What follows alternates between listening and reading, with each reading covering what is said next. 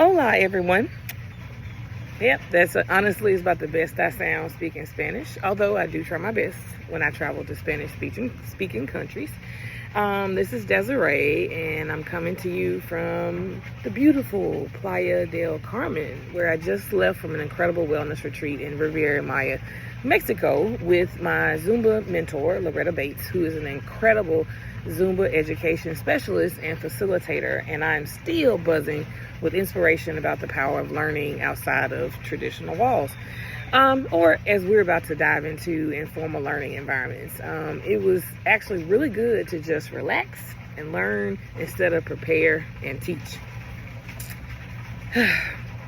What absolutely fascinates me about informal learning is how it becomes this beautiful dance between intention and emergence. And I really do mean that literally. Along with the myriad of other things, I do also teach Zumba, so not just take it, but I am an instructor. And every class is actually an informal learning laboratory. When I'm leading participants through soca, through merengue, or reggaeton rhythms, I'm not just teaching steps. I think about it like I'm creating space for people to learn about confidence, cultural appreciation, and the power of embodied joy. Movement becomes the modality for learning about ourselves and our capacity for growth. I've been designing informal learning spaces for over 18 years, from building a Girls Inc. mentoring program in Memphis completely from scratch and directing it for 5 years, to creating service learning courses at Christian Brothers University, where students learn the research and the practical side of building and running a mentoring program. And I got the opportunity to give them a service learning component where they had to mentor a young person for an entire year as part of their academic journey. But it's also in my Zumba classes where I also watch people who have never danced before suddenly light up when they realize their body can express joy. Here's what really gets me excited. Informal learning is where transformation lives. It's in the moment where, a young girl at Girls Inc. realizes her voice matters and builds meaningful relationships with an adult who also learns from the young person through their interactions and their relationship building. It's when my college students suddenly understand that mentoring isn't just about helping someone, it's about co-creating wisdom together. Or that sociology isn't just some abstract subject, but there is a sociology of everything that can be studied, and the world is a learning canvas. It's when a Zumba participant tells me that they feel more confident in their body and their life.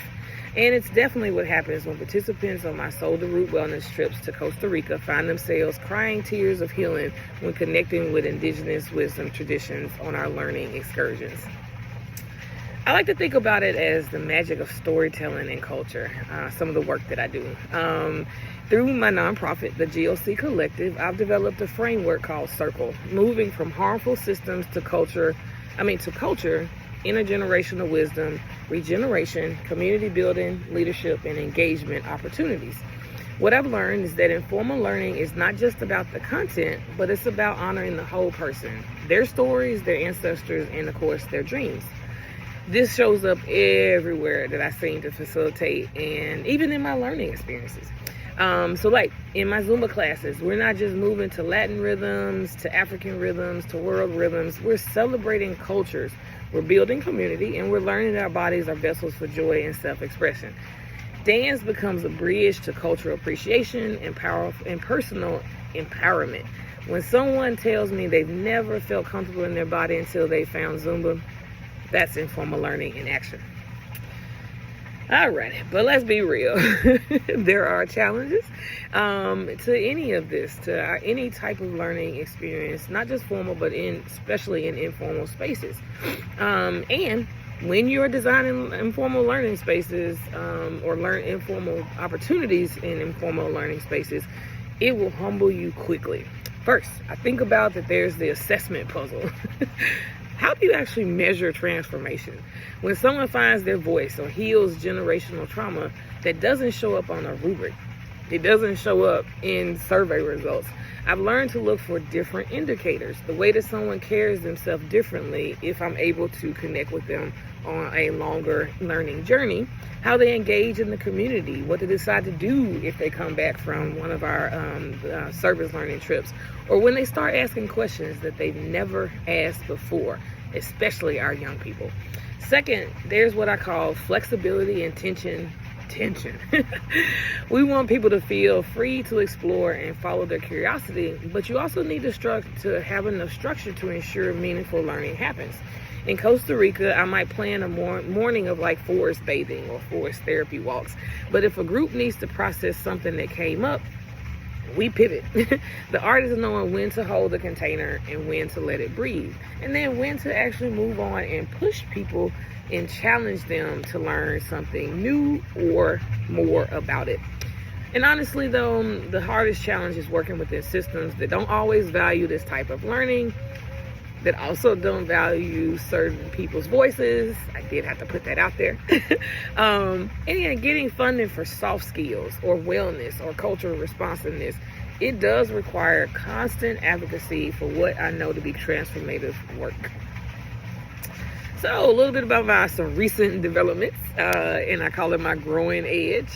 This year has been an incredible journey for me and my learning journey, but the GOC Collective got our 501c3 status this July, and what that means is we can really scale our cultural-centered learning and healing work, and we can also get some funding to do this work. But I'm also pursuing a certification with the Association of Nature and Forest Therapy to become a licensed forest therapy guide, where the forest is actually the teacher and I am just a container and a guide to get people there to learn.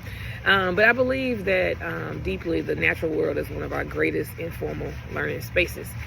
But let me tell you about the work that's really expanded my understanding of informal learning at scale. When I was the director of training and product design at Mentor National for nearly 6 years, I decided to leave that job last year to pursue my doctorate and also to work on my own nonprofit. I got to facilitate and enhance mentoring programs across the entire country, and so managed a budget of over $1 million in funding to do especially our girls of color work, and provided technical assistance to more than almost 250 mentoring programs across the country through the mentoring affiliates. So that's not just training, that's creating informal learning ecosystems that literally touch, I think, thousands of young people and mentors, and just have lasting effects. But the most transformative part was taking this work global. In 2024, I had the incredible opportunity to train on some informal learning curriculum kind of work that Mentor had put out called Becoming a Better Mentor in the Netherlands. So imagine facilitating informal learning about mentor relationships with participants from across Europe. It was definitely dope. And then at the end of my journey over that month, I got to present at the European Mentoring Summit in Paris, where I presented on incorporating healing, as a modality into mentoring programs. There's something powerful about sharing frameworks for trauma-informed mentoring with an international audience and realizing that the need for healing-centered informal learning really does transcend borders. Whether I'm training soccer coaches through the U.S. Soccer Foundation, supporting mentoring programs, through Georgia as a national, technical assistance provider, or facilitating workshops, all over the globe, I'm constantly learning how different communities create meaning and really offer universal, whether the hunger for learning is universal. And we need authentic, transformative learning experiences. So, for this course, I'm hungry to deepen my theoretical understanding of what I've been practicing, I think, intuitively over the years. I want frameworks and research that can help me design even more intentional, informal learning experiences and connections with you all, so I can learn from anyone, no matter what their passion is about. But specifically, I'm curious about how do we create informal learning environments that center equity, and yes, I did use that word, equity, from the start and not just as an add-on. And what does trauma-informed informal learning design look like at scale? My nonprofit is not just going to be here in the U.S., but if you have not guessed it yet, I want to go and work in, Caribbean cultures, in Jamaica, in African cultures, in Ghana, and just span the world and work with our women and girls of color. How do we measure impact in ways that honor the full humanity of the learners? And how do we prepare informal learning facilitators, such as myself, such as some of you, to hold space for transformation while managing, just inevitably the messiness that comes with real growth? I remember when I first did some work around our Girls of Color work last year, me and my co-facilitator, who is now my board chair, did not anticipate the tears that came from grown people, when we would actually talk about things such as colorism and texturism and, what had happened to them, as a child. And these are grown people, and it's still, within, and having to hold kind of, a space for that in our trainings. And we might not have always gotten to every single objective or, topic that we thought we were going to get to, but again, it was about growth. I mean, they could see, some kind of, growth from when they were small, versus now as an adult, and being able to express that, in a safe and authentic kind of space. So it was very interesting for us. So all right, so here's how I see this course supporting my development as a learning science professional.